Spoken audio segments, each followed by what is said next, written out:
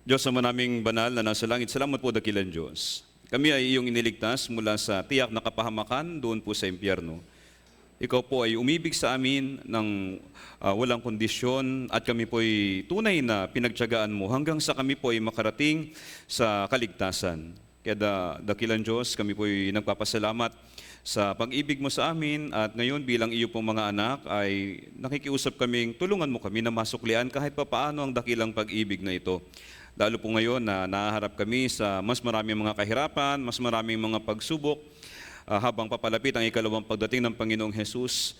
Kami po ay nabubuhay sa mundong ito na lalong nagiging madilim, nagiging magulo, marumi at makasalanan. Nawa sa kalagitnaan po ng kalagayan namin ay huwag kami makalimot kung sino po kami sa harapan mo at may pamuhay po namin yung tunay na buhay Kristiyano. Sa umaga na ito, sa araw ng Panginoon, muli po nagkatipon ng iyo pong mga anak. Samahan po ninyo kami at ituro po ninyo sa amin ang iyong banal na kalooban. Kami madalas na nakakalimot, Panginoon. Kaya't pakiusap, patuloy mo po kaming paalalahanan kung paano ba kaming nararapat na mabuhay habang inihintay po namin ang nalalapit na ikalawang pagdating ng Panginoong Hesus. Doon sa mga kapatid na patungo pa lamang dito, pakiingatan po sila amang Diyos. Naglaan sila ng oras, meron silang puso na makapakinig ng iyong banal na salita at magkaroon ng fellowship kasama ng iyong mga anak. Kaya ingatan nyo sila, naway makarating sila dito at hindi na po sila magambala sa kanilang daraanan. Doon naman sa mga kapatid na hindi makakadalo, ikaw po amang Diyos na nakakaalam ng dahilan. Maaring may karamdaman sila, may mga pagsubok, may mga kahirapan o may ibang mga bagay na pinagkakaabalahan. Naway hipuin mo yung kanilang puso at pagkalooban mo sila ng angkop na biyaya at ipaalala mo sa kanila amang Diyos na magpahalaga sa mga pagtitipon lalo na't napakalapit na po ng pagdating ng Panginoong Hesus at kakaunti na lamang ang amin pong mga pagkakataon. Sa umaga na ito yung umaasa kami na ang Espiritu Santo ay siyang kikilos upang ang aming puso't isip ay maituon sa iyong salita at matanggap po namin yung kinakailangang mensahe ng bawat isa ayon po sa kalagayan ng buhay Kristiyano ng bawat isa. At ako naman, amang Diyos bilang tagapangaral, humihiling na samahan mo po ako, amang Diyos, gabayan mo at nawa ang iyong banal na salita ay pakilagay sa aking mahinang bibig. Hayaan mo po ako na magpatotoo ng ayon sa iyong kalooban. Dalangin namin ang lahat ng ito sa pangalan ng Panginoong Hesus naming tagapagligtas. Amen.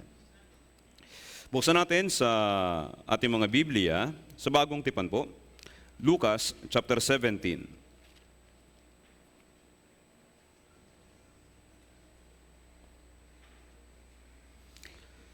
Lucas 17,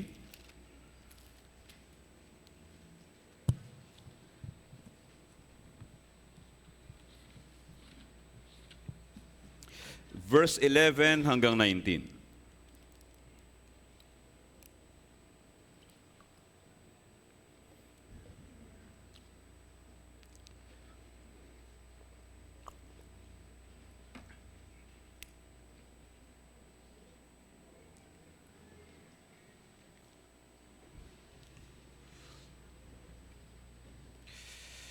Lucas chapter 17, verse 11 hanggang 19.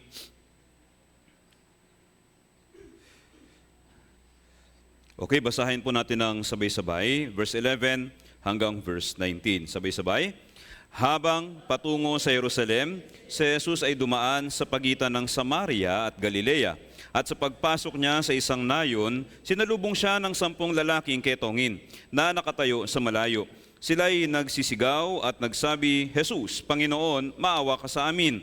Nang kanyang makita sila ay sinabi niya sa kanila, humayo kayo at kayo magpakita sa mga pari. Habang sila'y umaalis, sila ay nagiging malinis. Nang makita ng isa sa kanila na siya'y gumaling na, siya'y bumalik na pinupuri ng malakas na tinig ang Diyos. Siya'y nagpatira pa sa paanan ni Jesus na nagpapasalamat sa kanya. Siya'y isang Samaritano. At nagtanong si Jesus, hindi ba 10 ang nalinis? Nasaan ang 9? Wala bang natagpo ang bumalik at nagbigay ng papuri sa Diyos maliban sa dayuhang ito? At sinabi ni Jesus sa kanya, tumindig ka at humayo, pinagaling ka ng iyong pananampalataya. So dito po ay merong napakagandang kwento.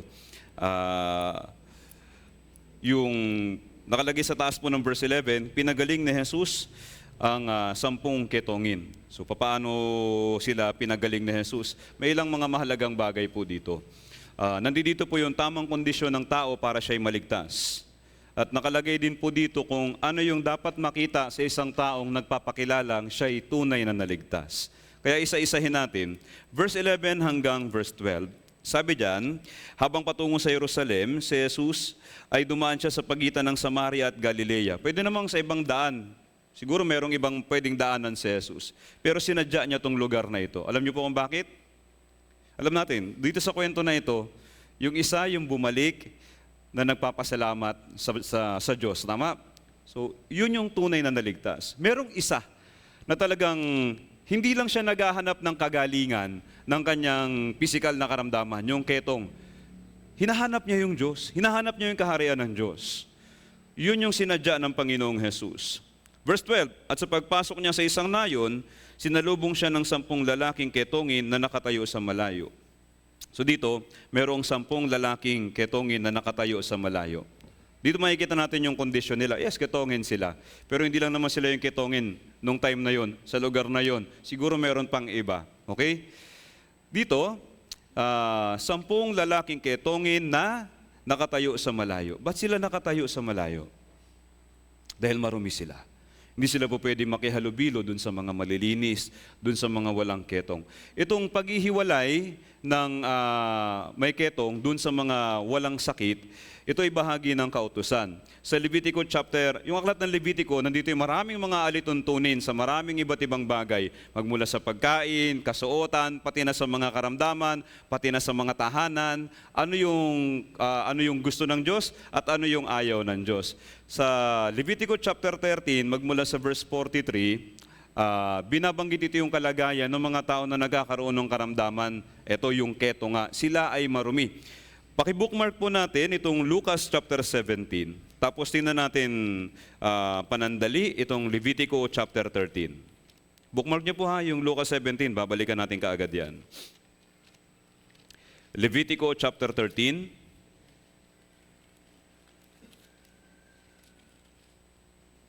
Verse 43 hanggang verse 46. Babasahin ko po. Siya'y susuriin ng pari, at kung ang pamamagaan ng karamdaman ay mapula-pula na maputi sa kanyang kalbong ulo o sa kanyang kalbong noo, gaya ng anyo ng ketong sa balat ng kanyang katawan, siya ay ketongin, siya'y marumi. Ipahayag ng pari na siya ay marumi, ang kanyang sakit ay nasa kanyang ulo. Ang ketonging may sakit ay magsusuot ng punit na damit at ang buhok ng kanyang ulo ay ilulugay at tatakpan niya ang itaas na bahagi ng kanyang nguso at siya isisigaw, marumi, marumi. Siya ay mananatiling marumi hanggat nasa kanya ang karamdaman. Siya ay marumi, siya ay maninirahang mag-isa sa labas ng kampo. So paulit-ulit, di ba na binabanggit? Sa verse 44, siya ay ketongin, siya ay marumi. Ipahayag ng pari na siya ay marumi. So alam niyang marumi siya, pero mayroong official announcement dun sa mga pari, manggagaling, siya ay marumi. Pagkatapos, siya din ay magsasabi sa verse 45, tatakpan niya yung itaas na bahagi ng kanyang nguso, tapos sisigaw siya, marumi, marumi. Sisigaw siya para ipaalam sa lahat na siya ay marumi. Tapos sa verse 46, mananatiling marumi hanggat nasa kanya ang kanyang karamdaman, siya ay marumi. So paulit-ulit na binabanggit na kapag may ketong, marumi. Yung 10 ketongin dito, marumi sila. Sila yung larawan ng mga makasalanan dito sa mundo. Tayo yun. Yung 10 ketongin ay tayo. Yan yung buhay natin dati. Lahat tayo ay pinanganak din na marumi. Wala namang makapagmamalaki na meron ditong ipinanganak na mabuting tao. Yun yung alam natin nung hindi pa natin naunawaan yung katotohanan. Di ba? Oo, ako'y makasalanan, pero ako ay mabuting makasalanan, mabait na makasalanan, makadiyos na makasalanan. Di ba? Matulungin na makasalanan. Yan. Pero wala pong ganun. Lahat tayo ay marumi. At lahat po tayo hindi karapat-dapat na makapasok sa langit. Lahat tayo ay karapat-dapat sa impyerno. Wala pong malinis sa atin, walang matuwid sa atin nang tayo ay dumating dito sa mundo. Kaya sabi sa Job, sa chapter 15, verse 14, ano ang tao na siya'y magiging malinis? Ano po tayo na magiging malinis tayo sa pamamagitan ng sarili natin? Kaya ho ba nating linisin yung sarili natin? Nung hindi pa tayo naliligtas, nung mga makasalanan pa tayo, nag-try tayong maglinis ng sarili natin, pero nabibigo lang tayo, di ba? Dahil talagang marumi tayo at hindi natin kayang linisin yung ating sarili. Wala tayong kabutihan. Kahit isipin natin na mabuting tao tayo noon, wala ho tayong kabutihan. Magmula sa pasimula. Sa awit 51 verse 5, sabi ni Haring David, Narito ako ipinanganak sa kasamaan at ipinaglihi ako ng aking ina sa... Saan po kayo pinaglihi? May mga mapuputi dito. Ano? Sa Labanos? Paano hindi maputi? Sa Champurado? Physically siguro. Di ko alam kung totoo yung paglilihi-lihi na yan. Pero lahat tayo pinaglihi sa kasalanan. Hindi ba? Lahat tayo ay masamang tao. Imagine ninyo, ipinanganak sa kasamaan, ipinaglihi sa kasalanan, tapos paglabas mabuting tao. Ang laking kalokohan, di ba? Ang laking kahangalan. Pero yun yung paniniwala natin noon, nung hindi pa natin alam yung katotohanan. Noon ay nagsikap tayong sundin yung kautusan. Nasunod ba naman natin? Nag-try tayo, di ba? At nag-akala tayo na nasusunod natin yung kautusan. Pero may nakasunod po ba sa kautusan? Meron wala? Wala. Walang tunay na nakasunod sa kautusan. Tapos yung puso natin, akala natin may kabutihan dyan sa loob. May mabuting puso, gininto ang kalooban, busilak na kalooban. Sino po dito may busilak na kalooban? Bago naligtas? Wala. Sabi dun sa Jeremiah chapter 17 verse 9, ito yung masakit na katotohanan eh. Yung puso natin ay mandaraya kaysa lahat ng bagay at lubhang napakasama. Karumal-dumal po yung puso natin. Akala lang natin mabuti tayo. Tapos kapag gumagawa tayo ng mabuti, proud na proud tayo nun, di ba? Lord, may ginawa akong mabuti. Kailangan mo kong tanggapin sa langit pag namatay ako. Na para bang yung pagpasok sa langit, kaya nating bilhin sa pamamagitan ng paggawa ng mabuti. Hindi ho. Maging sa paggawa natin ng mabuti, nakakadiri at kasuklam-suklam at karumal-dumal pa rin tayo bilang mga makasalanan sa harapan ng Diyos. Sa Isaiah 64 verse 6, tayong lahat, hindi ba tayong lahat ay naging gaya ng isang marumi at ang lahat nating katwiran ay naging parang maruming kasuotan. Sa mata ng Diyos, talagang madumi, karumal-dumal po talaga tayo. Walang taong matuwid sa paningin ng Panginoon. Lahat tayo'y masasama sa paningin ng Panginoon. Wala tayong nagawang mabuti mas kinaisa. Sa Roma chapter 3 verse 12, walang gumagawa ng mabuti. Wala kahit isa. Lahat tayo ay masamang tao sa paningin ng Panginoon. Lahat tayo po ay naligaw. Sa awit, tingnan natin sa awit 14. Awit 14 verse 3. Sabi diyan sila. Pero basahin natin ng personal. Ilagay natin tayo. Pero para maging mas personal, yan. Ilagay mo po yung sarili mo. Pag binasa natin na tayong lahat, dapat nandoon talaga ikaw. Okay? O basahin natin, sabay-sabay. Tayong lahat ay naligaw. Tayo ay pare-parehong naging masasama. Walang sino mang gumagawa ng mabuti. Wala, kahit isa. Yan tayo noon. Hindi ho ba? Yan yung makasalanan. Ngayon, anong ipagmamalaki natin? Baka ho kasi may nakakalimot na kung saan tayo nanggaling. Mahirap po kasi yun. Totoo po yung kasabihang Pinoy. Yung hindi marunong lumingon sa pinanggalingan, hindi makakarating sa paroroonan. Gusto natin gawin yung kalooban ng Diyos. Isa sa mga susi dyan ay huwag natin kakalimutan kung sino tayo noon. Pag nawala po yan, hindi tayo mabubuhay sa biyaya ng Panginoon. Magkakaroon tayo ng, alam niyo, magiging entitled tayo. Karapatan ko to, karapatan ko yun. Akin to, akin yun.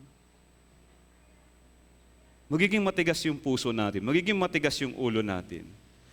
At kahit na malinaw yung kalooban ng Panginoon, magpipilit tayo ng sarili natin. Kasi nalilimutan natin kung sino tayo noon. Tayo po yung mga miserableng makasalanan. Gaya po ng mga ketongin, nakakadiri po tayo. Karapat-dapat tayong mapunta sa impyerno. Tapos, malayo po tayo sa Diyos. Itong mga ketongin, sabi dun sa binasa natin, sila ay nakatayo sa malayo, dun sa Lucas chapter 17 verse 12. Nakatayo sila sa malayo. Ketongin na nakatayo sa malayo. Ganon tayo noon, hindi ba? Tayo po'y malayo sa Diyos. Dahil sa atin pong mga kasalanan. Lumalapit tayo sa Diyos. Pero nakalapit ba talaga tayo? Bago tayo naligtas, matanong ko po sa inyo, lumalapit tayo sa Diyos, pero nakalapit ba talaga tayo? Magbahagi po ako ng aking personal na testimony.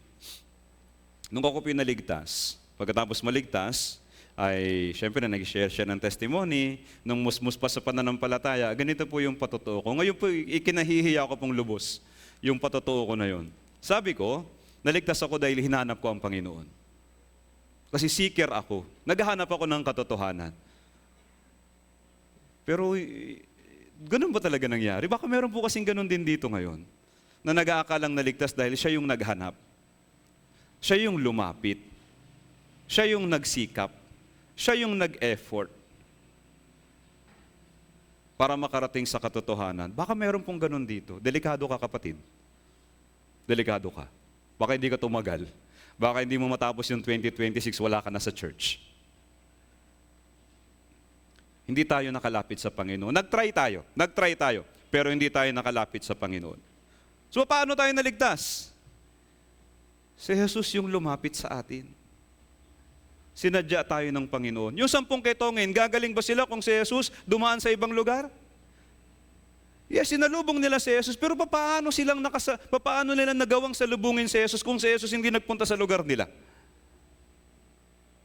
Nakarating tayo sa katotohanan? Yes. Nakapanginig tayo ng katotohanan? Yes. Pero makakarating ba tayo dun kung hindi tayo unang nilapitan ni Jesus? Tandaan po natin kung ano tayo noon. Tayong lahat ay mga tupang naligaw. Lahat tayo palayo sa Panginoon. Paano makakalapit sa Panginoon yung palayo? Isipin po ninyo, paano ka makakarating ng Cubao kung yung sinakyan mo, pa Baguio? Gusto mo pa south, pero yung bus mo pa north. In your dreams. Ganun po yun. Kaya habang nakakatulog ka dun sa bus sa puntang Baguio, sa panaginip mo, papunta ka ng Cubao. Pero pag gising mo, ba't malamig? Ay, hindi aircon lang to. Yung pala nasa Baguio na siya. Tayo pong lahat noon ay palayo sa Panginoon. Okay po? Paano tayo naligtas? Pinuntahan tayo ni Jesus sa daang palayo. Tapos iniligtas niya tayo. Dinampot niya tayo sa daan papuntang impyerno. Kinuha tayo ng Panginoon mula sa daan na yun at iniligtas tayo dahil hindi niya maatim na mapahamak tayo doon sa impyerno. Dahil minahal po niya tayo. Huwag po kayong makakalimot, huwag tayong makakalimot na lahat tayo hiwalay sa Panginoon. Sa Isaiah 59 verse 12, pinaghiwalay ng inyong mga kasamaan kayo at ang inyong Diyos. Bilang makasalanan, hindi po talaga tayo makakalapit sa Diyos eh. Yung kasamaan po natin, yung naglalayo sa atin sa Diyos. Malayo tayo sa Diyos. Gaya ng maniningil ng buwis, dun sa Lucas chapter 18, dun sa verse 13, yung maniningil ng buwis, nakatayo sa malayo. Sa malayo. Ipinapakita po dito yung kalagayan ng lahat ng mga makasalanan. Kaya kung hindi maliligtas yung mga makasalanang malayo sa Diyos, dito sa lupa, malayo sa Diyos, pag namatay ba, pagpunta sa kabilang buhay, malapit na sa Diyos? Hindi. Kung malayo ka sa Diyos dito, malayo ka sa Diyos sa kabilang buhay. Ganito yung buhay ng mga makasalanan, ganyan din yung buhay natin bago tayo naligtas. Hindi ba? Pasalamat na lang talaga tayo na sa biyaya ng Panginoon, nakarating pa rin tayo sa pagkakilala ng katotohanan. Isipin nyo, nung araw na naligtas po kayo, madali bang mangyari? Madali bang ma-accomplish yung salvation po ninyo? Parang ang dali lang kung iisipin eh, di ba? Kasi nasa gospel session na tayo. Bayad na lahat ng kasalanan, past, present, and future. Nakita na natin yung gawa ng Panginoong Jesus. Kaya parang napakadali, hindi ba? Pero para patuloy kayong makadalo mula sa unang gabi hanggang sa huling gabi at para makapakinig kayo ng bukas yung puso kahit na pagod na kayo sa maghapong trabaho, maghapong eskwela, o maghapong mga gawain, di ba napakahirap? Tapos, kahit na nakikinig tayo ng mabuti, napakalaki ng posibilidad na hindi natin maunawaan dahil nakaabang lagi si Satanas. Kada lapag ng words of God sa puso natin, si Satan din, abang din ang abang na kunin yung mga words na yon na inilalapag ng Diyos sa puso natin. Paano tayo nagkaroon ng mabuting puso na nakatanggap ng salita ng Diyos? Lahat ng yan ay tulong ng Diyos. Lahat ng yan ay biyaya po ng Diyos. Ano lang ang ginawa natin? Nakinig tayo at nakarating tayo sa pagkakilala, una sa Diyos. Hindi ba? Nalaman natin kung sino yung Diyos. Hindi siya gaya ni Lolo at ni Lola. Si Lolo at si Lola, kahit sampal-sampalin ng apo yan, nakangiti pa rin yan. Di ba? Okay lang apo, ang cute-cute mo. Akala tuloy ng mga tao, yung Diyos parang Lolo at Lola. Kahit anong gawing paglapastangan, karumihan at kasalanan, tatanggapin pa rin tayo ng Diyos sa langit. Kaya meron tayong wishful thinking eh. na yung tao anumang sama kapag namatay, rest in peace. Hindi ba? Nilalagay natin doon sa lapida RIP, rest in peace. Umaasa tayo, may rest in peace doon sa mga nabuhay sa kasalanan. Wala mong rest in peace doon. Pero yun yung gusto nating isipin, hindi ba? Kasi ang akala natin, yung Diyos parang si lolo, parang si lola. Kahit anong kasamaan yung gawin natin, tanggap pa rin tayo. Na para bagang yung Diyos ay hindi marunong humatol, pero nalaman natin na yung Diyos ayakom na matuwid. At isang Diyos na araw-araw ay may galit. At paulit-ulit itong ipinakita sa kasaysayan ng tao. Magmula doon sa doon sa pasimula ng kasaysayan, sa halaman ng Eden, ipinakita ng Diyos yung pagiging matuwid, na kung may kasalanan, may kabayaran ng kasalanan. Sa Garden of Eden, di ba? Doon sa panahon ni Noe, may kasalanan, may kabayaran ng kasalanan. Yung mga taong nagtayo ng Tore ng Babel, may kasalanan, kaya may kabayaran ng kasalanan. Yung mga Israelita na tumanggi kay Jesus, may kasalanan, kaya may kabayaran ng kasalanan. Nalaman natin yung katangian ng Diyos sa pamamagitan po ng kasaysayan ng tao na nakalagay sa Biblia.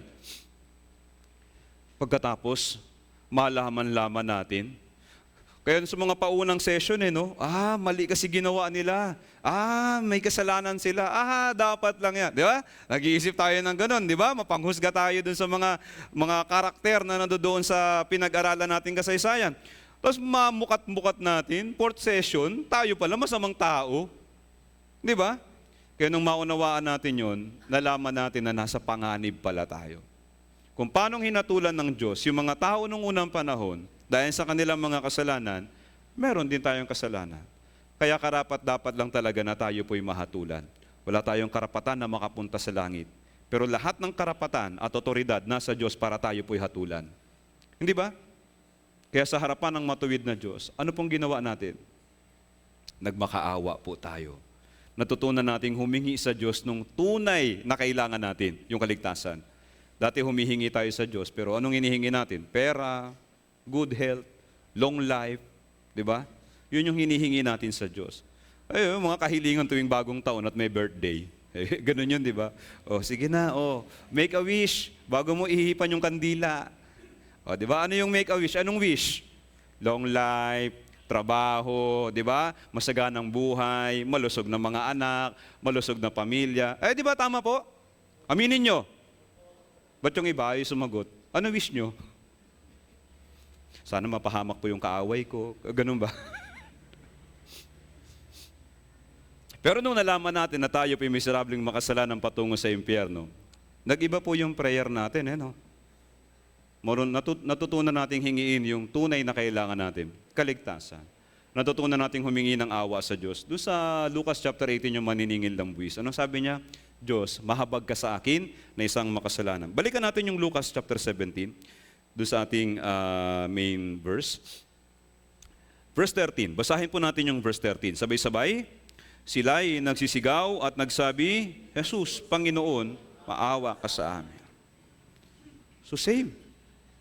Itong mga ketongin, alam nila yung status nila.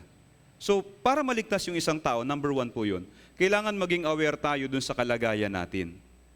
Tayo'y marumi, tayo hindi karapat-dapat maligtas, tayo ay karapat-dapat mahatulan. Tayo hiwalay sa Diyos, tayo ay malayo sa Diyos. Kailangan maging klaro muna yon. Ang hirap po kasi, yung gospel kasi, ito yan, yung gospel sobrang dali. Ginawa ng Diyos ang ebanghelyo na sobrang dali dahil gusto ng Diyos lahat ay maligtas.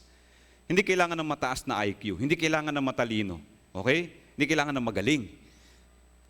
Kailangan mo lang makinig. Kapag nakinig ka, madaling maunawaan yung ebanghelyo. Meron niyang positibo at negatibong epekto sa mga attendees. Yung positibong epekto ay, yes, kung tamang puso mo, maliligtas ka kaagad. Madali, hindi ba? Hindi mahirap maligtas. Kasi Diyos yung gumawa ng lahat. Pero ito po yung negative side niyan. Paano kung makinig niyan, yung hindi naman nagkaroon ng tunay na pagsisisi? Makakabisado nila yung ebanghelyo. At magiging mga huwad na Kristiyano sila. Yun yung nakakatakot doon. Mag-aakala silang ligtas. Pero pagkamatay, ano nga sabihin ni Jesus sa kanila? Sino ka? Hindi kita kilala. Ba't nandito ka? Lumayo ka sa akin. Ikaw na gumagawa ng kasamaan. Itataboy siya ni Jesus. Kailangan mo na dumaan sa tunay na pagsisisi yung tao. Hindi pwedeng sumampalataya lang. Kaya nga Marcos 1:15. magsisi at manampalataya sa Ebanghelyo. Hindi natin pwedeng shortcutin yan. Eh baka meron po dito na kabisado yung Ebanghelyo pero walang tunay na pagsisisi. Mahirap po yan. Kailangan madaanan natin yung araw na nagkaroon tayo ng tunay na pagkatakot sa Diyos bilang isang makasalanan. Dito, yung 10 ketongin, alam nila yun, kaya nga nasa malayo sila, hindi ba? Pero gaya din ng maniningil ng buwis sa Lucas chapter 18, alam din nila na si Jesus na lang yung pag-asa nila. Yung maniningil ng buwis sa Lucas chapter 18, alam niya na yung Diyos na lang yung pag-asa niya. Kaya kahit na natatakot siya sa Diyos at kahit na hindi siya makatingin sa langit, nanalangin siya sa Diyos. Tapos humingi siya ng awa sa Diyos. Diyos, mahabag ka sa akin na isang makasalanan. Itong mga ketongin na ito, ganun din yung ginawa po nila. Sila ay sumigaw. Bakit sila nagsisigaw? Hindi pwedeng mahina lang yung boses dahil malayo pa sila. Yes, pinuntahan sila ni Jesus, kaya lang nga hindi sila makalapit basta-basta dahil alam nila yung kalagayan nila, di ba? Kaya para mapansin sila ni Jesus, kailangan nilang sumigaw ng malakas.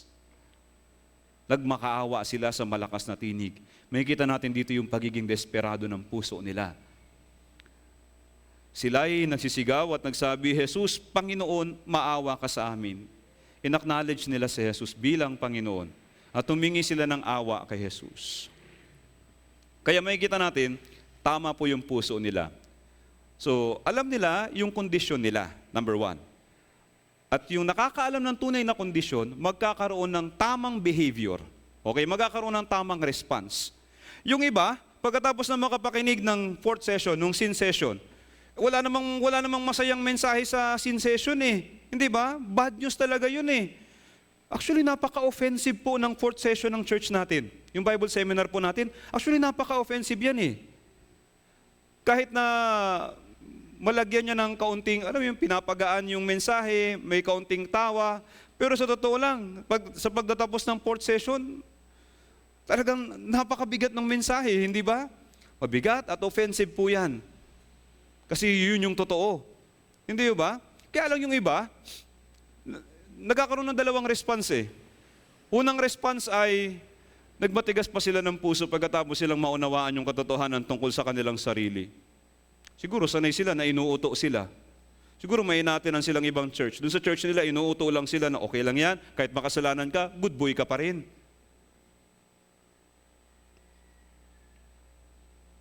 Bilang good boy, pag kinuha ka ni Lord, sa langit ka pupunta. Sanay sila doon sa affirmation. Hindi nila maatim na maririnig nila yung ganun. Parang nahahamak yung pagkatao nila, parang natatapak-tapakan sila. Sabi pa nung iba, hindi niya alam. Active ako sa church namin. Malakas ako magbigay ng offering. Ang hirap, hindi ba? Kapag gano'n, ang tigas ng puso. Ngayon, yung pangalawa naman, yung response nila ay may pagpapakababa. Nakita nila yung salita ng Diyos. Totoo naman talaga, anong gagawin natin? Hindi ba? Kaya sa harapan ng katotohanan, nagkaroon sila ng tamang puso. Importante po yung tamang puso sa harapan ng katotohanan. Yung katotohanan talaga masakit. Yung iba nasaktan, nag-walk out. Yung iba po hindi na tinatapos yung 4th session eh. Mag-CR lang ako, hindi na bumalik. Yung pala na-offend.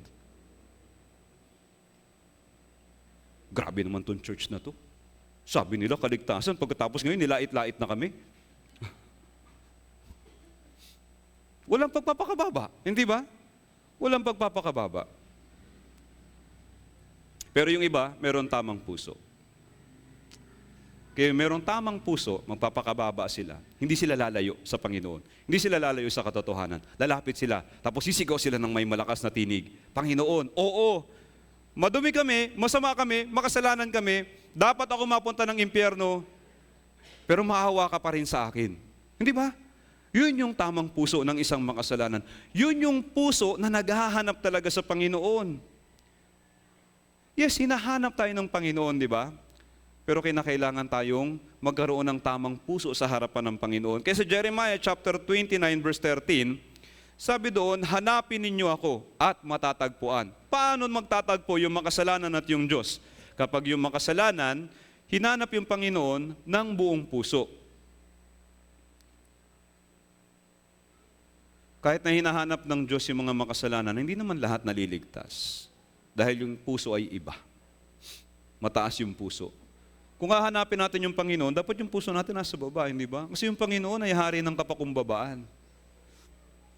Kailangan natin ilagay sa tamang lugar yung sarili natin. Kapag may ganitong puso, ililigtas po ng Diyos. Kaya nga, yung Panginoon ay malapit sa may pusong wasak at inililigtas ang mga may bagbag na diwa. Hindi pwedeng magbago yung Biblia. Simulat sa pool ng kasaysayan ng tao, yung Diyos po ay lumalapit sa may pusong wasak at inililigtas yung may bagbag na diwa. Pag hindi nangyari yun, hindi maliligtas yung tao kahit gusto pa niya. Kasi nga hindi naman talaga tayo tunay na makakalapit sa Panginoon. Para magkaroon ng kaligtasan, yung Panginoon ang lalapit sa atin. Doon lang tayong maililigtas ng Panginoon. So, kumusta po? Kayo po ba ay, yes, na-experience natin yung gospel? Oo. Pero may tanong, na-experience ba natin yung tunay na repentance?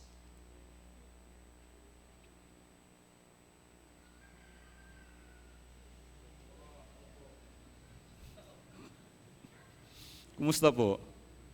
O nalimutan nyo na po yung puso ninyo nung araw na naligtas po kayo? Nalimutan nyo na po yung takot sa Diyos? Nalimutan nyo na po yung hiya sa kalagayan natin bilang makasalanan? Di ba? Kailangan po natin laging maaalala yun.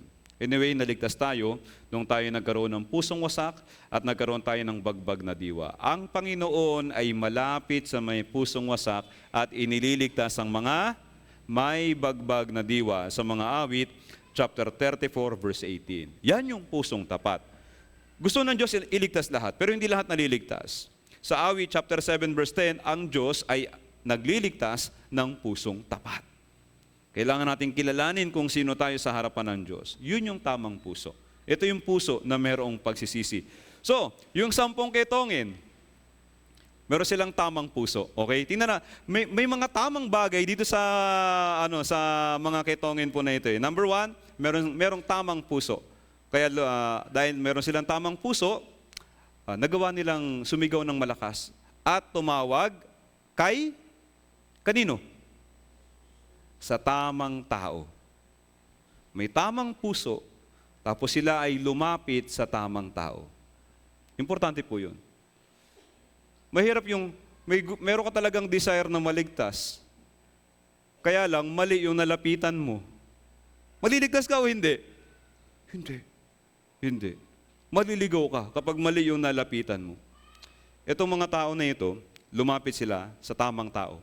Yun ay kay Jesus.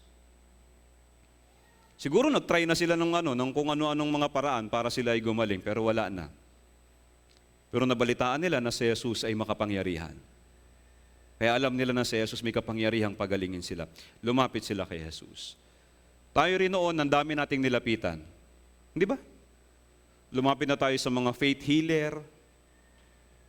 Lumapit na tayo dun sa gumagawa ng himala, sa oras ng himala. Lumapit na tayo sa kautusan. Lumapit na tayo sa paggawa ng mabuti. Lumapit na tayo sa kawang gawa. Lumapit na tayo sa iba't ibang pamamaraan. Pero hindi tayo naging malinis. Tama po? Pero nung natutunan natin na tunay na lumapit kay Jesus, hindi ba doon tayo naligtas? Si Jesus lang po yung tagapagligtas. Walang ibang tagapagligtas. Dati nung hindi pa tayo tunay na nakakalapit kay Jesus, kapag tinatanong tayo, yung iba kasi dito, meron ng dating pananampalataya, meron ng dating dinadaluhan. Pero pag tinanong, paano ka naligtas? Anong patotoo natin noon? Tinanggap ko si Jesus bilang Panginoon na tagapagligtas. So, siya yung bida, di ba? Ako yung tumanggap. Ako yung bida. Sabi naman ng iba, nung nabautismuhan ako. Sabi naman ng iba, noon, alam mo, pastor, meron akong malalang sakit noon, pero nag-pray ako, gumaling ako, kaya ligtas ako. Kagalingan sa karamdaman. Yun yung kanyang kaligtasan. Iba naman, galing doon, dati akong Muslim, tapos nag-Christian ako. Muslim, nag-Christian, kaligtasan daw. Nagpalit ng relihiyon. Relihiyon yung nilapitan. Hindi ba? Lumapit tayo sa simbahan, sekta, denominasyon at relihiyon. Naging malinis ba tayo noon? Hindi. Si Jesus lang kasi talaga yung pwedeng maglinis. Kaya nga doon sa Mateo chapter 1 verse 21, Ang pangalang itatawag sa kanya ay Jesus. Bakit Jesus? Bakit hindi ibang pangalan? May meaning yung Jesus. Sapagkat ililigtas niya ang kanyang bayan sa kanilang mga kasalanan. Si Jesus lang, yung kaisa-isang tagapagligtas mula sa kasalanan. Walang ibang paraan, walang ibang daan. Kaya nga sabi ni Jesus, nung ipinakilala niya yung kanyang sarili, Juan 14:6, anong sabi ni Jesus? I am the way, the truth, the life. Si Jesus yung kaisa-isang paraan, siya yung kaisa-isang daan. Walang, sabi dun sa mga gawa, chapter 4, verse 12, walang kaligtasan sa kanino paman. Kanino lang may kaligtasan? Kay Jesus. Unang Timoteo chapter 2.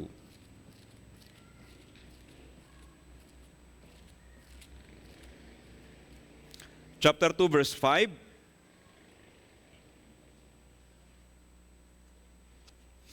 Basahin po natin ng sabay-sabay, verse 5. Sapagkat may isang Diyos at may isang tagapamagitan sa Diyos at sa mga tao, ang taong si Kristo Jesus. Lalo na sa pananampalatayang Katoliko, ang dami nating itinuring ng mga tagapamagitan sa atin at sa Diyos. Hindi ba? Nandyan yung mga pari, di ba? Nandiyan yung Santo Papa. Tapos, nanawa doon sa pananampalatayang Katoliko, nag-attend sa Christian church. Yung tagapamagitan, hindi pa rin si Jesus, yung pastor naman. Dito po nakalagay, isa lang yung tagapamagitan. Para sa atin at sa Diyos, ang tagapamagitan ay walang iba, kundi ang Panginoong Jesus. Kaya yung mga yung mga ketongin, maganda, meron silang tamang puso, lumapit sila sa tamang tao. Sa tamang pagkakataon. Ayun po yung pangatlo. Kailan yung pagkakataon na yun? Nung naroon si Jesus. Yung mga taong nagnanais na maligtas, dapat naroon sila kung nasaan yung Panginoon ay gumagawa ng pagliligtas. Doon sa oras ng pagliligtas, kung nasaan yung pagliligtas. Kasi kung hindi, wala din pong mangyayari, gusto mong maligtas. Pero wala ka kung saan kumikilos yung Panginoon. Pumunta ka dun sa lugar na yun, tapos na. Napag-iwanan ka na, napagtapusan ka na, maliligtas ka o hindi? Di ba hindi? Kaya nga, dalawang importanteng lugar, dalawang importanteng bagay dito. Yung tamang lugar at tamang pagkakataon. Sabi sa Isaiah chapter 55 verse 6, hanapin ng Panginoon habang siya'y matatagpuan. Meron kasi tayong maling konsepto. Yung tao, merong napakasamang konsepto. Ito'y kaisipan na nilalagay ni Satanas sa isip ng mga tao para ipahamak yung mga tao. Ganito po yung konsepto na yon. Maliligtas ako kung kailan ko gusto. Di ba? Kaya pag nagyaya tayo sa Bible seminar, anong sabi ng ibang iniimbitahan? Next time. Nandyan lang naman yung Bible seminar. Nandyan lang naman yung church. Nandyan lang naman yung Biblia. Nandyan lang naman yung kaligtasan. Yes, nandyan. Pero yung pagkakataon, hindi laging nandyan. Hindi tayo maliligtas kung kailan natin gustuhin. Yung tao ay maliligtas kung kailan siya binibigyan ng pagkakataon. Baka may ilan po sa atin ditong nananatili sa church, pero hindi pa malinaw yung kaligtasan. May mga duda, pero kinikim-kim lang. Siguro nakikita ninyo sa sarili ninyo na hindi kayo kinakikitaan ng mga palatandaan ng isang tunay na naligtas. Instead, nakikita sa inyo yung buhay ng hindi ligtas. Walang pinagbago, lumala pa nga. Nagbago naman ako, lumala nga lang.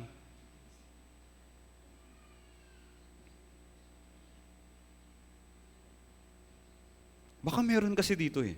Tapos nag-iisip nung napakasamang isip na yun na, okay lang. Kasi di ba may summer retreat pa naman. Tapos yung summer retreat natin, 2 batch. May mga nag-iisip ng ganun. Ingat po kayo. Kailangan kayong maligtas sa lalong madaling panahon. Yes, nandito po yung Castillejos Church. Nandito po yung salita ng Diyos. Masaganang ipinangangaral yung salita ng Diyos. Pero paano kung kunin ka ng Diyos ng maaga? Hawak mo ba yung buhay mo? Hindi, di ba? Kaya kinakailangan maligtas yung tao habang may pagkakataon. Ito po yung napakalaking biyaya. Yes. Marami po, sa akin po, marami ako na-encounter ng mga brothers and sisters, matagal na sa church. 1 year na, 2 years, 3 years, 7 years. Pinakamatagal yata, 11 o 12 years na siya sa church. Nagkaroon na siya ng mga ministry, naging leader na rin ng church. Pero doon sa Bible seminar siya, tunay na naligtas. After 11 or 12 years pa. Kaya nga, kailangan sinisiyasat natin yung ating sarili. Okay? Minsan kasi ang galing-galing na lang natin magsuri sa iba. Di ba? Ito hindi ito ligtas. Pero yung sarili po, yung sarili. Pasalamat tayo. Ituring po natin itong biyaya. Huwag tayong tumulad dun sa mga taong napahamak ng panahon ni Noe.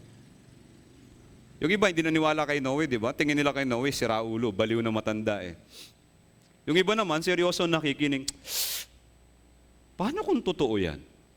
Sabi naman nung katabi, di kung totoo yan, saka na lang tayo pumasok.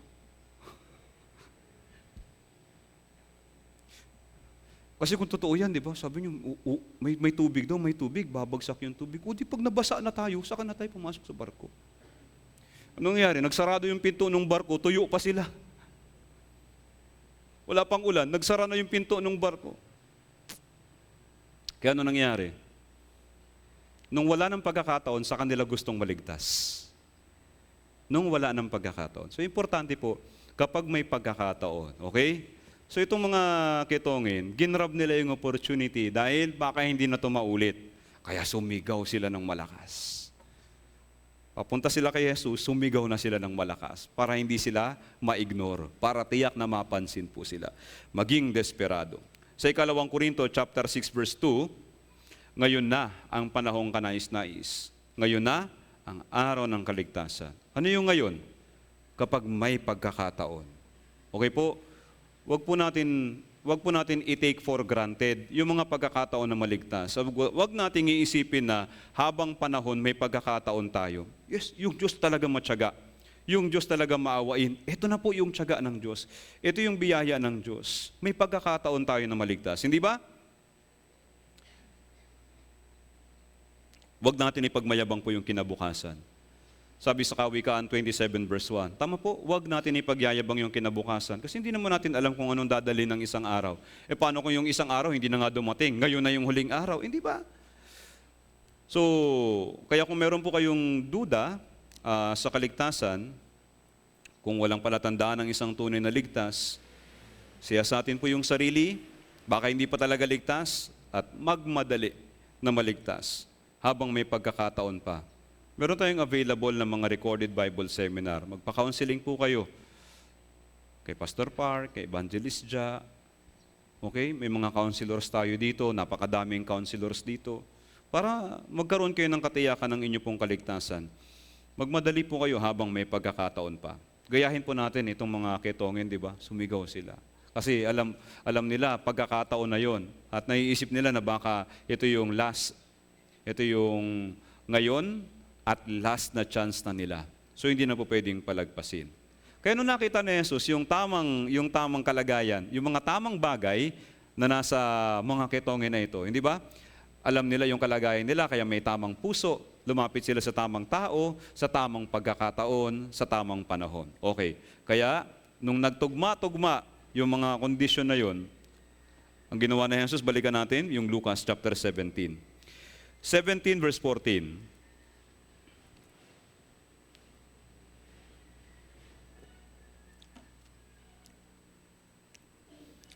Basahin natin yung verse 14.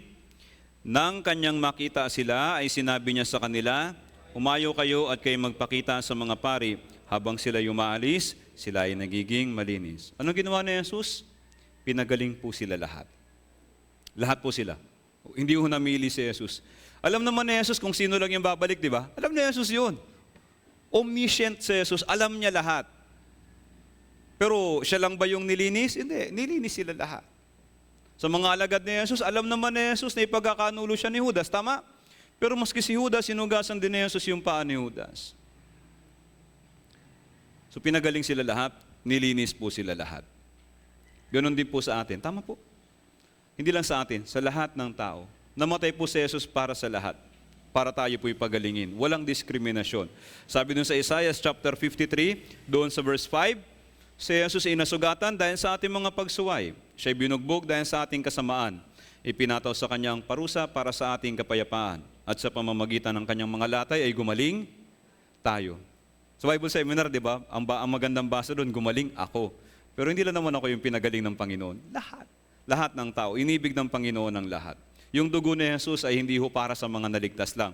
Yung dugo ni Jesus, yan po talaga ay para sa lahat. Unang Juan chapter 2 verse 2. Tingnan po natin.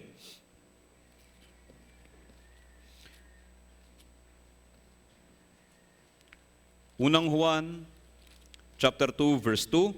Basahin po natin ang sabay-sabay, 3, 2, 1. Siya ang kabayaran para sa ating mga kasalanan. At hindi lamang para sa atin, kundi para din sa kasalanan ng buong sanlibutan. Juan chapter 3 verse 16. Gayon na lamang ang pag-ibig ng Diyos sa akin o sa buong sanlibutan. Okay, parehong tama yung statement na yun. Gayon na lamang ang pag-ibig ng Diyos sa akin. Gayon din yung pag-ibig ng Diyos sa buong sanlibutan. So wala pong diskriminasyon. Inibig po ng Diyos ang lahat. Pero lahat po ba'y naligtas? Hindi. Nilinis ng Diyos ang lahat, pero hindi po lahat ay naliligtas. Pero paano ba tayo iniligtas ng Panginoong Jesus? Okay, tingnan po natin sa Lucas chapter 17. Tingnan natin paano naging malinis itong mga ketongin po na ito. Sabi ni Jesus sa kanila, doon sa verse 14, humayo kayo at kayo'y magpakita sa mga pari. So may salita si Jesus, hindi ba? Yung salita ng Diyos, ito yung paraan para maging malinis yung isang makasalanan mula sa lahat ng kanyang mga kasalanan. Kung wala yung salita ng Diyos, saan tayo sasampalataya? Yung dugo ni Jesus para yan sa lahat ng tao. Pero nagkakabisa lang yung dugo ni Jesus doon sa mga may pananampalataya. Roma chapter 3 verse 25. Sabi doon, na siyang inialay ng Diyos, si Jesus ay inialay ng Diyos bilang handog na pantubos sa pamamagitan ng kanyang dugo na mabisa sa pamamagitan ng pananampalataya. Pero saan ang gagaling yung pananampalataya? Roma chapter 10 verse 17. Kaya ang pananampalataya ay nanggagaling sa pakikinig at ang pakikinig ay sa pamamagitan ng salita ni Kristo. Kaya napakahalaga po ng Bible seminar po natin. Alam niyo po, pinakamahalagang sermon ay ang Bible seminar. Yun yung old story. Kaya lang, minsan yung mga Kristiyano, parang umay na, suya na, nauuta na sila sa gospel. Kasi kabisado na nila, alam na nila yung flow. Lalo na kung matagal na yung minister in charge na naka-assign dun sa church. Gamay na nila yung pagkakasunod-sunod. Oh, eto next dyan, eto next dyan. Ang nangyayari, nakakalimutan, alam nila yung preaching, alam yung sequence, pero yung value nakakalimutan nila. Napakahalaga po ng Bible seminar natin. Dahil ito yung paraan para yung salita ng Diyos ay may pangaral dun sa mga makasalanan. Itong mga ketongin, pinakinggan nila, narinig nila yung salita ng Panginoon. Tapos sinampalatayanan po nila yon. Importante po talaga dito, meron tayong tamang puso habang nakikinig ng salita ng Diyos. Yung mga makasalanan na yung puso nila ay malayo sa salita ng Diyos, kahit naririnig nila yung salita ng Diyos, hindi sila makakarating sa pananampalataya. So importante, yun na nga, kailangan lumapit sa Panginoon, makinig sa salita ng Panginoon, at syempre, sampalatayanan yung salita ng Panginoon. Yung itong mga ketongin, sila po ay sumunod doon sa sinabi ni Jesus. Sabi ni Jesus, humayo kayo, magpakita doon sa mga pari. So humayo sila, tapos sabi diyan sa bandang dulo ng verse 14, habang sila'y umaalis, sila ay nagiging malinis. Habang sila ay umaalis, sila ay nagiging malinis. So pagkasabi ni Jesus na humayo kayo, hindi naman sila agad na naging malinis. Yung instance na yun na sinabi ni Jesus na humayo kayo. Habang sila'y umaalis. Nung sila ay pabalik na, papunta na doon sa mga pari, sila po yung nagiging malinis. So may pagsunod. Importante po dito yung pagsunod. Makikita kasi yung tunay na pananampalataya sa pamamagitan po ng pagsunod. Tunay na pananampalataya, hindi nakabase sa lohika. Yung tunay na pananampalataya, hindi rin niya nakabase sa pakiramdam. Anong logic nun? Sabi ni Jesus, may ketong sila, di ba? Anong sabi ni Jesus? Humayo kayo. Hindi pa po pwede na, kagaya nung kay General Naaman, hindi ba? May ketong di siya, gusto nyo maging malinis. Anong gusto mangyari ni Naaman? Di ba, wawagayway pa yung kamay ng tao ng Diyos, tapos ipapanalangin siya, pagkatapos gagaling siya dun sa ketong. Maaring ganun yung maging response nila. Pero hindi ganun yung naging response nila. Sumunod lang sila. Hindi sila nagbase sa lohika. Hindi rin sila nagbase sa pakiramdam. Ramdam pa rin nila yung sakit nila eh. Hindi ba? Pero sumunod sila. Hindi rin sila nagbase sa nakikita nila. Wala naman sila nakita magbabago sa katawan nila. Pero sumunod pa rin sila. Tunay na pananampalataya ay nakikita sa pamamagitan po ng pagsunod. Kaya nga sa Biblia, mababasa natin yung ganitong kataga. Pagsunod sa pananampalataya. Tingnan natin, Roma chapter 16.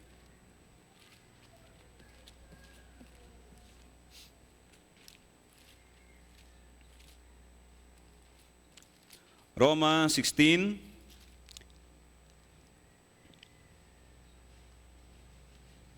verse 26.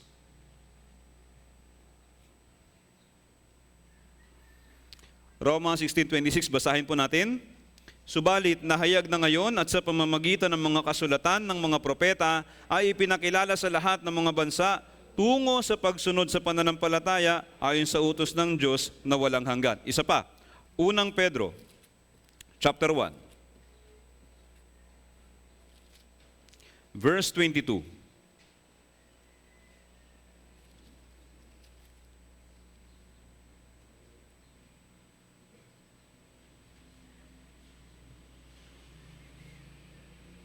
Basahin po natin ng sabay, verse 22. Ngayong nilinis na ninyo ang inyong mga kaluluwa sa pamamagitan ng inyong pagsunod sa katotohanan, kaya't kayo may tunay na pag-ibig sa isa't isa, mag-ibigan kayo sa isa't isa ng buong alab mula sa dalisay na puso. Ngayong nilinis na ninyo ang inyong mga kaluluwa sa pamamagitan ng, ano nakalagay dyan? Pagsunod sa katotohanan. Yun po yung pananampalataya. Pagsunod sa pananampalataya, hindi po yan na paghihiwalay. Kaya importante po yung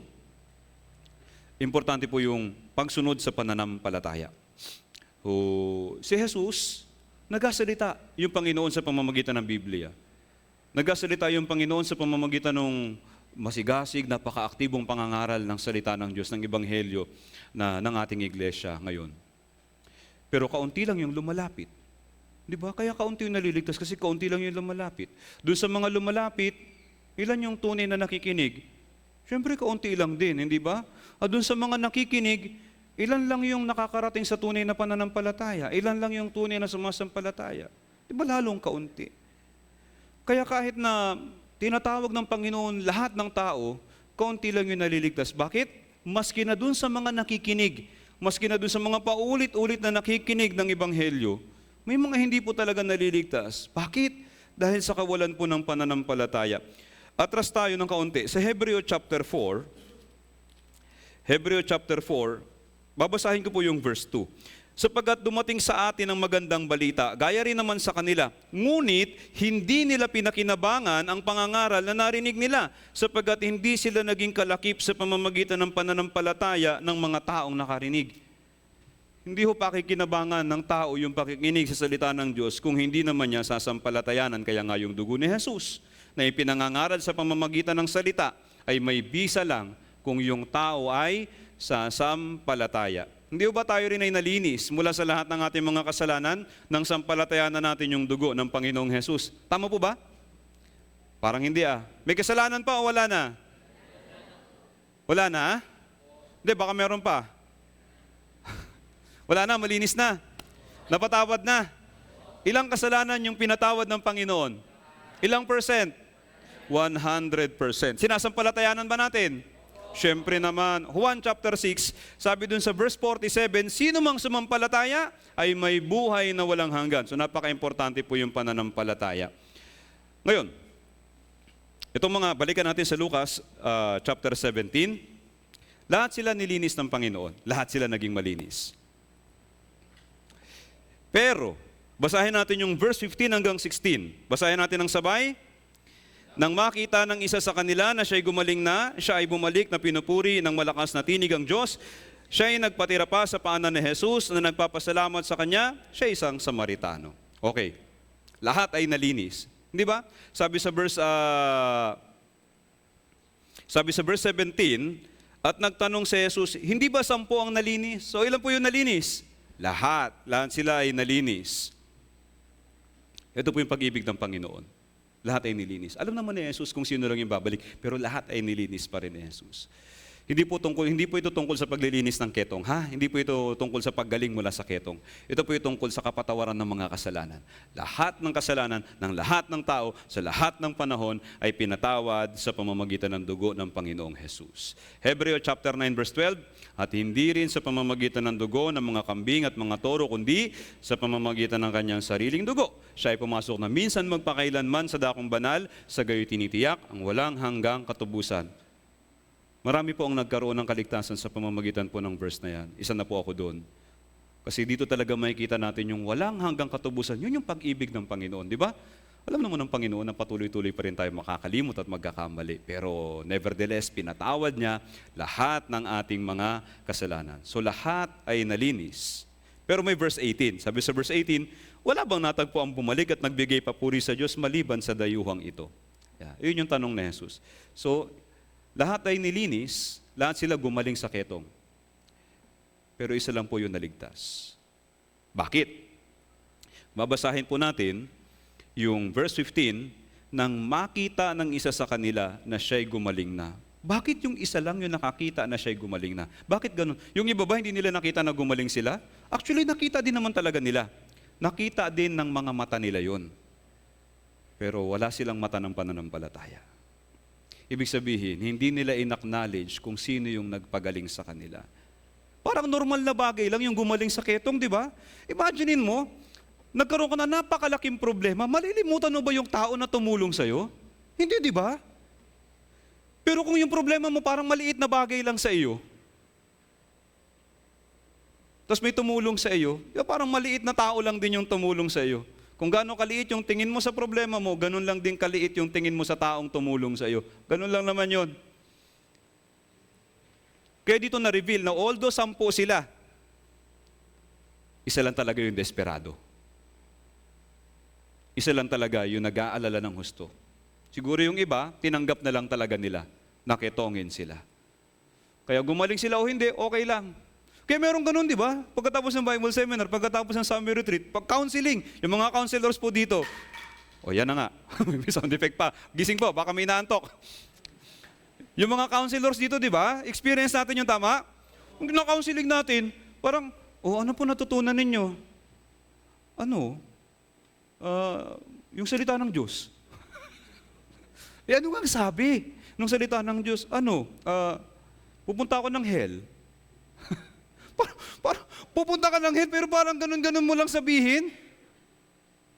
Walang takot, di ba? Kaya nung narinig niya yung gospel, so ano pong naunawaan ninyo? Yung kasalanan, bayad na daw. Walang kalatoy-latoy, alam mo yun? Hindi niya naintindihan kasi yung bigat ng problema. Kaya nga importante talaga repentance muna. Yung mga tunay na nag-repent, sila lang yung tunay na nakakaunawa ng magnitude ng problema, kung gaano kaseryoso yung problema. Ito yung mga tao na wala pa sa impyerno pero nakita na nila yung sarili nilang nandun na rin sila. Kaya nagkaroon sila ng matinding takot sa Diyos. Di ba? Kaya nakita nila napakalaki ng problema. Kaya nung masolve yung problema na yun, big deal din sa kanila yun. Napakalaking bagay din. Kaya nagkaroon sila ng napakalaking pagtanaw ng utang na loob sa Panginoong Jesus. Kaya yung isa yung nakakita. Ibig sabihin, isa lang yung tunay na nakaunawa, isa lang yung may tunay na pananampalataya. Kaya sabi dun sa verse 19, sabi ni Jesus, verse 19, basahin natin, at sinabi ni Jesus sa kanila, tumindig ka at umayo, pinagaling ka ng iyong. So, sino may pananampalataya? So, siya lang talaga. Lahat sila gumaling sa ketong, pero isa lang yung gumaling sa kasalanan. Naunawaan niya ito. Alam niya kung sino yung, alam niya kung ano siya, alam niya kung sino naglinis sa kanya, kaya siya lang ang bumalik. Ganon sa Bible seminar, ganon sa summer retreat. Sa counseling, mga counselors, di ba? Halos lahat malinis no? O halos lahat malinis. Kaya pagka tinatanong tayo ng feedback, kumusta? Lahat naman, naunawaan naman nila lahat. Lahat malinis. Pero ilan yung bumalik? Kaya ang saya, no? Nung tinanong, kumusta po yung counseling? Lahat malinis, nakangiti pa kami. Pagdating ng linggo, ilan yung bumalik? Ayun na yung malungkot. Minsan, wala. Diba? Ay, talagang durog talaga yung puso natin pagka ganun yung nangyari, diba? Minsan wala, minsan isa. Okay pa yun kung may isa, diba? 10, masaya. 20, ay sobrang saya. 50, sana all. Yung iba tuloy nasisiraan na ng loob. Pero kahit na ganun po, ganito ha. Huwag kayong masisiraan ng loob. Tandaan natin, ang trabaho natin ay hindi tayo yung magliligtas. Ang trabaho natin ay magdala ng kaluluwa sa Diyos. Doon tayo gagantimpalaan. Okay? Minsan kasi, nako-question na rin natin yung ginagawa natin, di ba? Newcomers, 200. Bumalik, 2. Kaya nagkwenta-kwenta sila, lugi!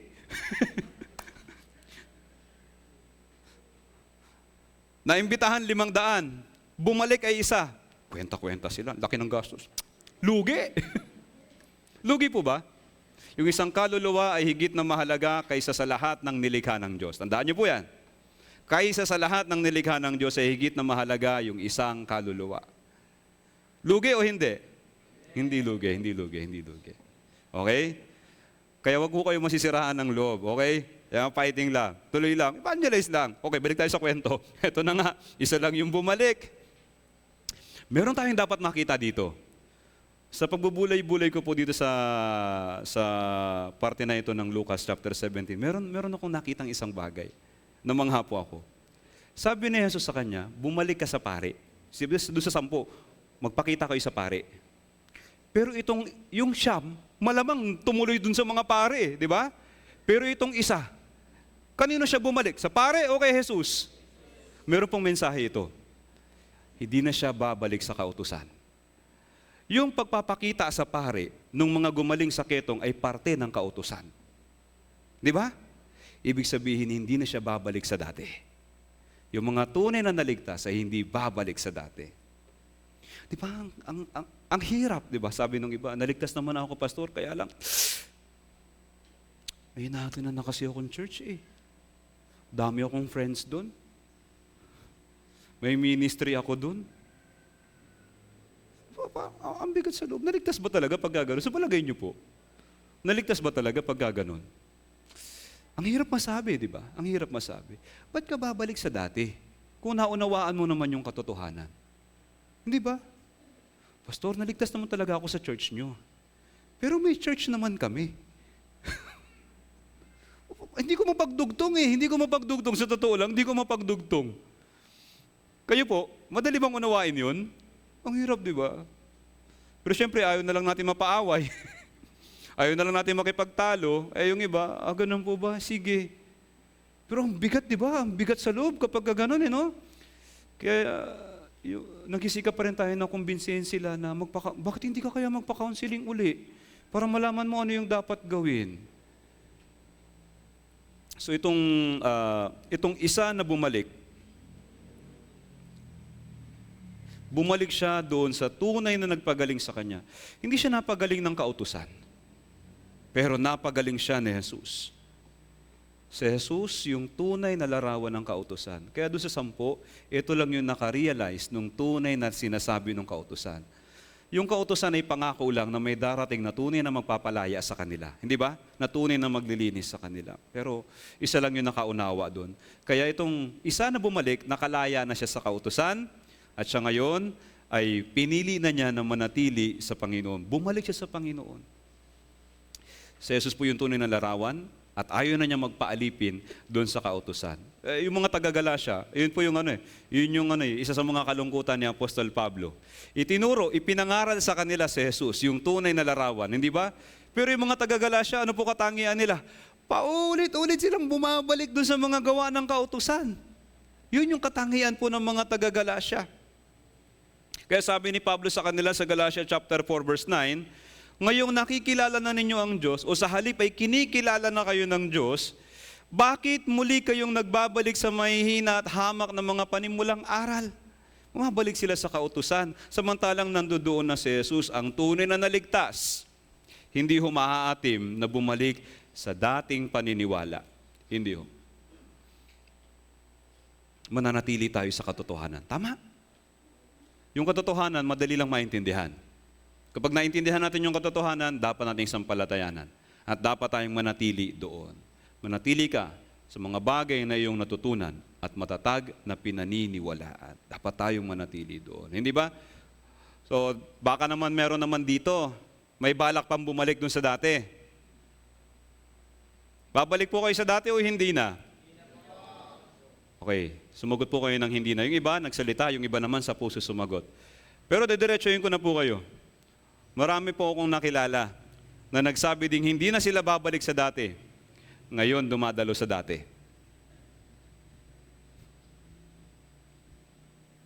Batahimik po kayo. Nag-iisip sila, ako ba yun? Ako ba yun? Maaari, hindi ba? Maaari. Kaya kailangan siyasatin natin yung sarili natin. Ako ba talaga naligtas? Paano ba talaga ako naligtas? Saan ba talaga ako naligtas? Tapos doon na tayo manatili. Tapos sabi sa verse 15, nang makita ng isa sa kanila na siya'y gumaling na, siya'y bumalik. Okay, bumalik. Kayo po nandito. Huwag na kayong umalis. Okay? Uuwi kayo mamaya, ha? Pero ibig sabihin ay, saan po kayo dapat magpatuloy hanggang sa dumating si Jesus? Saan po? Bahala kayo, hindi ko tatapusin to hanggat hindi nyo sabihin yan. Lahat kayo, saan kayo mananatili? Pastor, hindi ako makasagot. Kasi may balak po ako magtrabaho sa malayong lugar. Pero may church din naman po doon. Oo, may church doon. Diba sabihin na natin, pupunta kayo ng Australia. Magkatrabaho kayo sa Australia. Hindi ko alam baka may nagbabalak mag-abroad dito. Tapos sabi niya, may church din naman doon. O ano ka pagpunta mo doon? E di ikaw yung bago. Di ba? Tapos paano kung may ministry ka na dito? Paano yung mga ligaw na kaluluwa na pinagkatiwala ng Diyos sa iyo dito? Paano kung dito talaga gusto kang gamitin ng Diyos? Yes, may posibilidad na magagamit ka ng Diyos sa ibang lugar. Pero hindi ba ang ganda na dito? May balak pa ba kayong umalis? Aalis din ba kayo? Sa Juan chapter 16, tanong ni Jesus yung mga alagad niya. Pagkatapos mag-alisan yung iba. Ano sabi ni Jesus? Aalis din ba kayo? Ano pong sagot ni Pedro? Panginoon, kanino kami pupunta? Nasa iyo ang mga salita ng buhay na walang hanggan. Nandito po tayo sa Castilleos Church. Napakapalad po ninyo.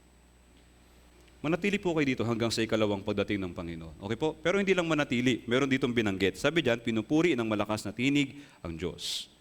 Kailangan natin purihin yung Panginoon. Ibig sabihin ng purihin dito ay itaas natin yung pangalan ng Diyos. Parangalan natin yung pangalan ng Diyos. Paano natin gagawin yon? Magpakatino naman tayo. Di ba? Mabuhay po tayo ng matino bilang mga anak ng Diyos. Para maparangalan po natin yung pangalan ng Diyos. Sa 10 utos po, yung pinakaunang utos pagdating sa mga responsibilidad natin sa tao ay igalang ang iyong ama at ina. Ibig sabihin ng igalang, hindi lang po yan sundin. Ibig sabihin parangalan. Bigyan ng parangal yung pangalan ng ama at ina natin. Ibig sabihin, gawin natin yung makapagbibigay ng karangalan sa kanila. Tama po? Ganon din sa Diyos. Kaya dito, pinupuri yung Diyos. Baka sa bibig napupuri natin yung Diyos, pero sa pang-araw-araw na pamumuhay natin ay nahahamak natin yung pangalan ng Diyos. Hindi ba? Kapag tayo nakikipag-inuman, nakikipagsugalan, di ba? Kapag tayo ay nakikisama. Yeah. Sabi ng iba, nakikisama lang. Ay, nakikisama na. Di ba? Birthday, mag-video okay. Mapindot-pindot din. Kaya unang kanta, Power of Your Love pa eh. No? Christian song pa eh. Katapos-tapusan sa ilalim ng puting ilaw na. At dilaw na buwan. Tapos syempre, ang galing kumanta no? Kaya taas ng score no? Yay! Nakaintinahin. Palakpakan naman yung mga kainuman niya. Pero sa loob-loob nila, Kristiyano ba talaga to? At kapag nalait po tayo ng ganon, sino po yung isa pang nalalait? Yung Castilleos Church. Sino po yung nalalait? Si Kristo.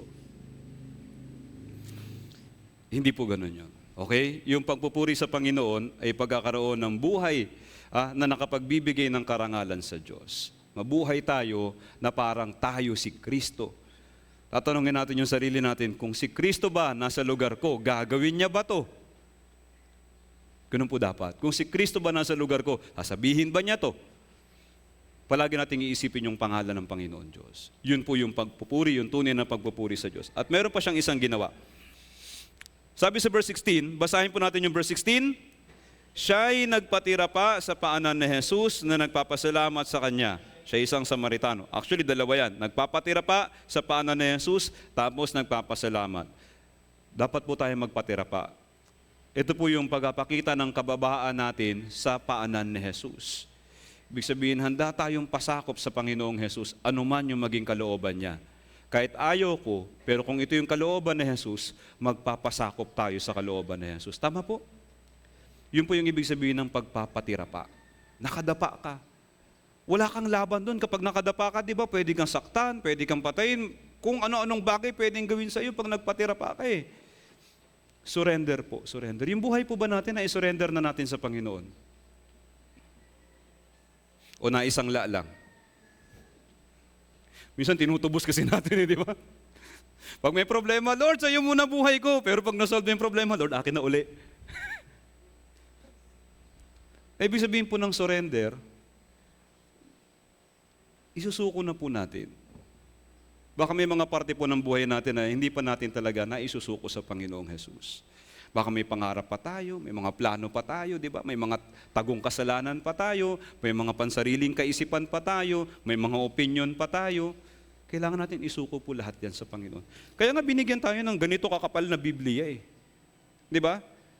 Para lahat ng isusuko natin, yung buhay natin kapag sinuko natin lubos sa Panginoon, ito naman yung magiging basihan ng buhay natin magmula ngayon. Ito yung magiging basihan ng isip natin, ng plano natin, ng pangarap natin. Malapit na dumating si Jesus, baka may mga bagay pa po na hindi pa natin na isusuko sa Panginoon. Hindi ba? Ang tanong po'y kailan? Kasi lahat naman tayo, meron naman tayong desire na i-surrender yung sarili sa Panginoon. Ang tanong lang talaga dyan ay, kailan po? Kapag naghihingalo ka na. Sabi nung iba, maglilingkod ako sa Panginoon. Pero hindi ngayon. Darating din tayo dyan. Talaga, kailan yon? Someday.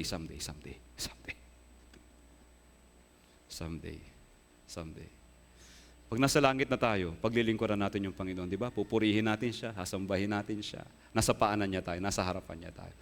Pero bago dumating yung araw na yon, dapat dito palang aralin na po natin. Mahirap po manatili sa church kung may mga bagay po na hindi pa natin isinusuko. Yan po yung gagamitin ni Satan para ilayo tayo sa Panginoon. Kapag may mga bagay pa na hindi natin na isusuko sa paanan ng Panginoon. Magpakababa po tayo, hindi ba? Tapos sabi din dito, nagpapasalamat. Yung iba, nung isinuko yung buhay sa Panginoon, hindi nagpasalamat nanumbat. Lord, ibinigay ko naman lahat sa iyo. Bakit ganito? May sumbat Hindi ho. Magpasalamat po tayo. Kapag isinuko natin yung buhay natin sa Panginoon, hindi ho magiging komportable. Nag-i-expect kasi tayo ng ganun na kapag sinunod natin si Jesus at isinuko natin yung buhay natin sa Panginoon, si Jesus yung magsosolve sa lahat ng problema natin. Si Jesus yung bahala sa lahat. Totoo siya yung bahala sa lahat, pero hindi ibig sabihin nun, wala ka nang magiging problema sa buhay mo. Meron pa rin yan. Madadagdagan pa nga yan. Magiging mabigat po yan. Kapag isinuko natin yung buhay natin sa Panginoon, makakaranas tayo ng mga kahirapan, ng mga kabigatan. Ngayon, paano gagaan yan? Pananampalataya.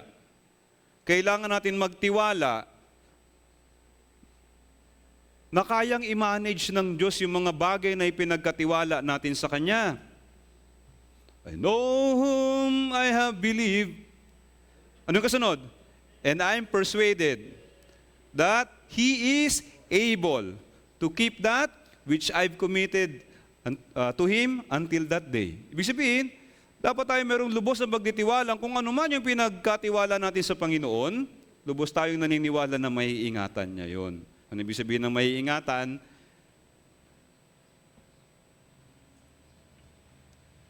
Yung mga bagay na mahalaga sa atin, si Jesus po yung mag-iingat nun. Pero may mga bagay kasi na sa tingin natin mahalaga, pero delikado pala. Siyempre, ilalayo ng Panginoon yan sa atin, isa-isa. Di ba? Kaya lang hindi nyo persahan kasi na ilalayo yung iba dyan. Yung iba dyan, hihintayin ng Panginoon na kusa nating isuko sa Kanya. So isuko po natin sa Panginoong Jesus na may pasasalamat. Kaya kapag nabuhay tayo para sa Panginoon, tapos nakaranas tayo ng mga problema, tapos ng pag-uusig, ng mga kahirapan, talagang pag nagnais kang mabuhay para kay Kristo, daranas ka talaga ng pag-uusig, hindi ba? Kung sakali man dumating yung panahon na yun, o baka nandoon na kayo ngayon, ano nga sabihin po natin? Lord, ba't ganun? Hindi po. Ano nga sabihin natin? Hindi ko naiintindihan. Pero alam ko may mabuti kang plano. Kaya salamat pa rin. Tama po? Tama po? May problema kayo? Wala? Mahal kayo ng Panginoon o hindi? O ano nga sabihin natin ngayon? Maraming salamat sa Panginoon. Hindi ba? Lagi tayong mabuhay na may pasasalamat. Kagaya niya, nabuhay po siya na may pasasalamat. Nagpasalamat siya sa Panginoon. Siya, nagpasalamat sa pamamagitan po ng salita. Dito po sa binasa natin. Pero tayo, hindi po natin po pwedeng daanin sa salita. Yung iba naman dinaan sa awit. Salamat, Panginoon. Tapos, pagkatapos umawit, puro reklamo. Ba't kasi ganito? Ba't kasi ganoon? Huwag naman. Okay? Maging mapagpasalamat po tayo. And last, huling bagay na dapat nating pag-isipan ng mabuti ay verse 17 hanggang 18. Basahin natin ulit yung verse 17 hanggang 18. At nagtanong si Jesus, hindi ba 10 ang nalinis? Nasaan ang siyam? Wala bang natagpo ang bumalik at nagbigay papuri sa Diyos maliban sa dayuhang ito? Parang ang lungkot, hindi ba? Pero meron tayong dapat makita dito, yung desire ni Jesus. Ano yung desire ni Jesus? Hindi ba 10 yung nalinis? Nasaan ang siyam? Sinong sinasabihan niya nito ngayon? Tayo. Hindi ba pinatawad ko kasalanan ng lahat ng mga tao sa Castillejos? Nasaan yung iba? Hinahanap ni Jesus yung iba pa. Hinahanap ni Jesus yung asawa natin, yung mga anak natin, yung mga kapatid natin, yung mga magulang natin, yung mga kaibigan natin, yung mga kapurok natin, yung mga ka-street natin. Nasaan sila? Sino may responsibilidad niyan? Sino pong may responsibilidad niyan? Si pastor? O tayong lahat? Yan po yung responsibilidad natin. Okay? May mga kaluluwa na ipinagkatiwala ng Diyos sa atin. Hinahanap sila ng Panginoon ngayon. Kaya sa mga susunod na Bible seminar, dalhin po natin sila. Pero baka naman, mag-one day evangelism naman tayo. Bukas Bible seminar, ngayon mag-i-invite. Wag. Araw-araw po yung evangelism. Okay po? Kaya pag gawin nyo po mamaya sa inyong tahanan, proceed po kayo. Okay? Mag-evangelize po kayo. Patuloy ng mga ligaw na kaluluwa sa paligid po ninyo. At magsikap tayo na paniwalaan naman nila tayo. Magpakita tayo ng makadiyos na pamumuhay. Tapos i-evangelize po natin sila. Sabi sa Lucas chapter 19 verse 10, ang anak ng tao dumating upang hanapin at iligtas ang nawala. Hindi lang iligtas hanapin. Kaya may word na hanapin. Hahanapin po natin sila. Hinahanap ng Panginoon yung mga ligaw na kaluluwang pinatawad na niya yung mga kasalanan.